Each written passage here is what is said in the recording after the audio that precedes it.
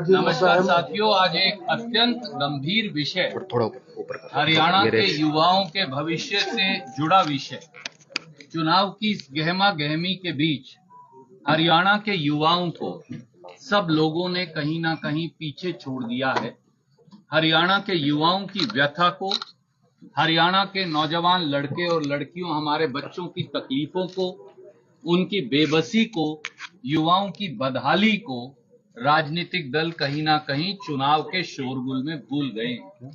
इसलिए मैंने उचित समझा कि करण की इस नगरी, पवित्र नगरी करनाल के अंदर एक बार फिर हरियाणा के युवाओं की उस व्यथा को कई बार हम यहां तक मार्च करके जिसके लिए आए, आज फिर उसे वहीं से उजागर किया जाए।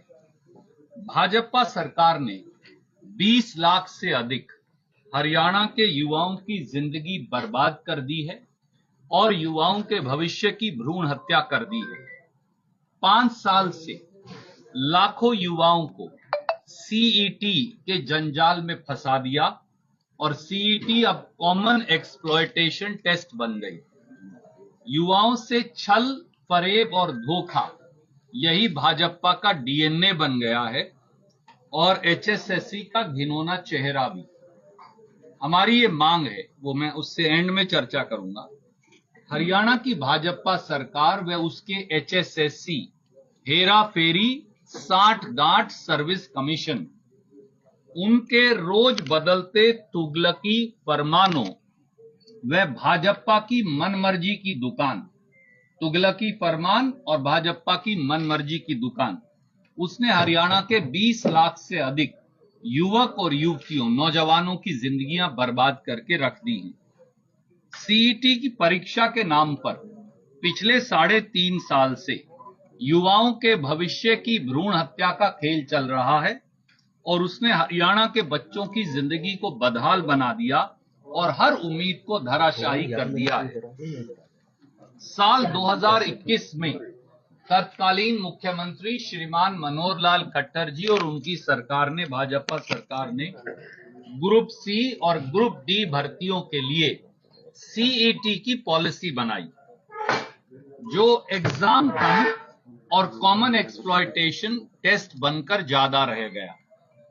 यह खेल 2019 से चल रहा है, जब पटवारी पंचायत सेक्रेटरी की एडवर्टाइज पोस्ट वापस ले ली है कहकर कि अब इन्हें सीईटी के माध्यम से भर्ती किया जाएगा। तो 2019 से 2024 तक हरियाणा में कोई भर्ती नहीं हो पाई। 2021 की सीईटी पॉलिसी में तत्कालीन मुख्यमंत्री श्रीमान मनोहर लाल खट्टर, एचएसएससी और भाजपा सरकार ने यह भी कहा था, आप याद करें, कि 2 बार साल में सीईटी होगा। 2021 से 24 तक केवल पहला और आखिरी एक सीईटी हो पाया। इतनी देर में लाखों बच्चे जो 12वीं पास कर गए या बीए पास कर गए, वो भी सीईटी में बैठने के लिए एलिजिबल हो गए। एक तरफ 20 लाख बच्चों का भविष्य अंधकार में है और दूसरी तरफ लाखों बच्चे सीईटी का एग्जाम होने की इंतजार में हैं कि वो हो तो वो ग्रुप सी और ग्रुप डी की भर्तियों में बैठ सके। इसके लिए 4 या 5 तिथियां आपके लिए जानना, याद करना जरूरी है। पहला और आखिरी सीईटी का एग्जाम हुआ 5 और 6 नवंबर 2022 को। ना उससे पहले एग्जाम हुआ 2019 से 22, ना 22 से 24 के बीच में कोई एग्जाम हुआ। 25 जुलाई 2023 को, लगभग 8 महीने बाद इसका रिजल्ट आया। 4 अगस्त 2023 को भारी गलतियों के चलते, हेराफेरी के चलते, पंजाब और हरियाणा हाईकोर्ट की एक खंडपीठ ने इस निर्णय से, मैं इसकी कॉपी आपको भेज रहा हूं, इस सीईटी एग्जाम को सिरे से खारिज कर दिया और ये कहा कि सोशो इकोनॉमिक के मार्क्स एक एक बच्चे के रिकैलकुलेट करो और नया रिजल्ट निकालो। इसकी प्रतिलिपि मैं फैसले की आपको भेज रहा हूं। अब 31 मई 2024 को, 3 दिन पहले, पंजाब हरियाणा हाईकोर्ट की खंडपीठ ने सोशो इकोनॉमिक मार्क्स को ही सिरे से खारिज कर दिया और कहा कि ये मार्क्स ही नहीं दे सकते, ये गलत है और इसके आधार पर जो नियुक्तियां या सीईटी का रिजल्ट हो वो भी गलत है। अब दो बातें साफ हो गई। नंबर एक, 4 अगस्त 2023 को सीईटी का जो एकमात्र पेपर हुआ था 5 और 6 नवंबर 2022 को, जिसका रिजल्ट 25 जुलाई 2023 को निकाला था, 4 अगस्त 2023 को तो एकल बेंच हाई कोर्ट ने इस सीईटी टेस्ट को खारिज किया। कहा कि दोबारा से रिजल्ट निकालो, एक एक बच्चे के सोशो इकोनॉमिक के नंबर जोड़ो। दूसरा, 31 मई 2024 को पंजाब और हरियाणा हाईकोर्ट की खंडपीठ ने वो 5 नंबर भी खारिज कर दिए सोशो इकोनॉमिक के, और कहा कि इसके आधार पर जो रिजल्ट है और भर्तियां हैं वो सब गलत हैं। अब युवाओं और भर्तियों के लिए घातक परिणाम 2019 से 24 में आगे वो क्या हैं वो देखने की जरूरत है। 3.5 साल से 20 लाख से अधिक युवा, ग्रुप डी में 13.5 लाख, ग्रुप सी में 11 लाख, लगभग 23.5-24 बने, कुछ ओवरलैप करते होंगे तो 20 लाख से अधिक युवा दर दर की ठोकरें खा रहे हैं। यह नतीजा है भाजपा सरकार की नीतियों का, माननीय खट्टर साहब और श्रीमान नायब सैनी जी की नीतियों का। जो एग्जाम हुए उनका रिजल्ट खारिज हो गया, जो भर्तियां हुई उनकी सिलेक्शन खारिज हो गई। बच्चे कहां जाएं? मेरा सीधा सवाल है, हरियाणा के युवाओं का क्या कसूर है? आइए भर्तीवार देखते हैं कि इसका नतीजा क्या होगा।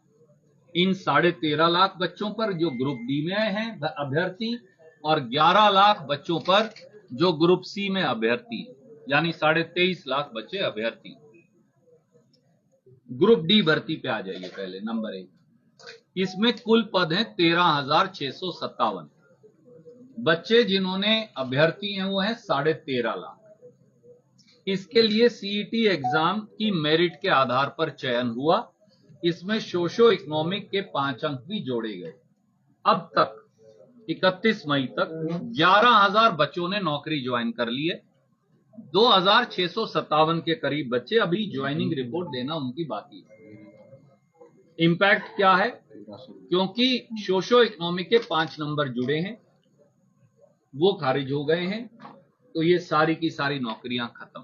यानी 11,000 बच्चे जो भर्ती हुए हैं उनकी नौकरी पर अब तलवार लटक गई बर्खास्तगी की, और 2,657 ज्वाइन ही नहीं कर पाएंगे, तो दोनों खत्म। दूसरी नौकरी, ग्रुप सी, सब ग्रुप नंबर 1 और 2, इन ग्रुपों में टेक्निकल पोस्ट थी, जैसा आप जानते हैं, कुछ बच्चों को पता होगा, कुछ पत्रकार मित्रों को, जेई और ड्राफ्ट्समैन और अनेक इस तरह के पद थे। 2,000 के करीब पद हैं, 10,000 के करीब बच्चे इसमें एग्जाम में बैठे। ग्रुप सी में 2 प्रक्रिया हैं। पहले सीईटी एग्जाम जो है उसमें नंबर जोड़े गए, ये क्वालिफाइंग एग्जाम है, और कुछ पोस्टों का फिर एक सेकंड एग्जाम भी सरकार ने लिया, HSSC हेरा फेरी सांठगांठ सर्विस कमीशन ने लिया। तो अब क्योंकि प्रिलिमिनरी क्वालिफाइंग एग्जाम ही खारिज हो गया, उसमें 5 नंबर जोड़े हुए हैं, तो इनकी भर्तियां भी खारिज, इनके ऊपर भी बर्खास्तगी की अब तलवार लटक गई, ये भी गई। नंबर 3, ग्रुप 56 व ग्रुप 57, जो आप जानते हैं सबसे पॉपुलर ग्रुप वही है। इसमें कुल पद 12,000। ग्रुप 56 में मिनिमम योग्यता है ग्रेजुएशन, 57 में मिनिमम योग्यता है 12वीं। कुछ लोगों को कंफ्यूजन है, वो उल्टा समझते हैं, इसलिए मैं क्लैरिफाई किया। इसमें भी जो रिजल्ट निकाला है वो सोशो इकोनॉमिक्स के 5 नंबर जोड़ के निकाला है। अभी भर्तियां होनी बाकी थी, हो जाती, अब वो पेपर खारिज हो गया, वो रिजल्ट भी खारिज हो गया, क्योंकि हाई कोर्ट की खंडपीठ का फैसला आ गया। अब लाखों युवा कहां जाएं? ग्रुप डी में 13.5 लाख बच्चे हैं और सी में 11 लाख हैं। अब ये बच्चे कहां जाएं? चौथी है टीजीटी टीचर। सब कहते हैं जी ये भर्ती प्रभावित नहीं, ये भी प्रभावित है। इसमें है 7,441 पद, लाखों बच्चे बैठे। टीजीटी अध्यापक का मामला कोर्ट में पेंडिंग था इसी नंबरों को लेकर, तो सरकार ने बड़ा अजीबोगरीब सिस्टम किया। मुझे नहीं पता इनको कौन इस प्रकार की अकल देता है हरियाणा सरकार को। 2 रिजल्ट निकाल दिए एक ही पोस्ट के, एक में 5 नंबर सोशो इकोनॉमिक के जोड़ दिए, एक रिजल्ट निकाल दिया 5 नंबर सोशो इकोनॉमिक के बगैर जोड़े, तो कुछ बच्चे एक रिजल्ट में पास है, कुछ बच्चे एक में पास हैं, कुछ दोनों में पास हैं। अब सोशो इकोनॉमिक के 5 नंबर खारिज हो गए। सरकार ने ये स्टैंड ले लिया कि हम तो सुप्रीम कोर्ट जाएंगे, सुप्रीम कोर्ट जाएंगे तो टीजीटी भर्ती नहीं होगी। भाई कम से कम जिनके 5 नंबर नहीं जोड़े थे वही भर्ती हो जाते, अब वो भी नहीं होंगे क्योंकि सरकार तो अपील में जाएगी।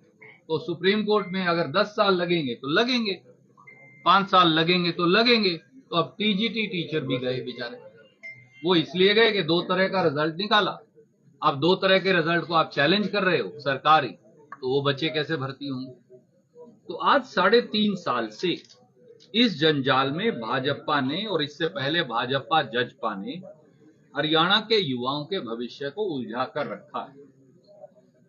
अब सवाल ये है कि ये एक नाकाबिले माफी अपराध है, इसलिए हमारी ये मांग है मुख्यमंत्री श्री नायब सिंह सैनी इस्तीफा दें और HSSC बर्खास्त।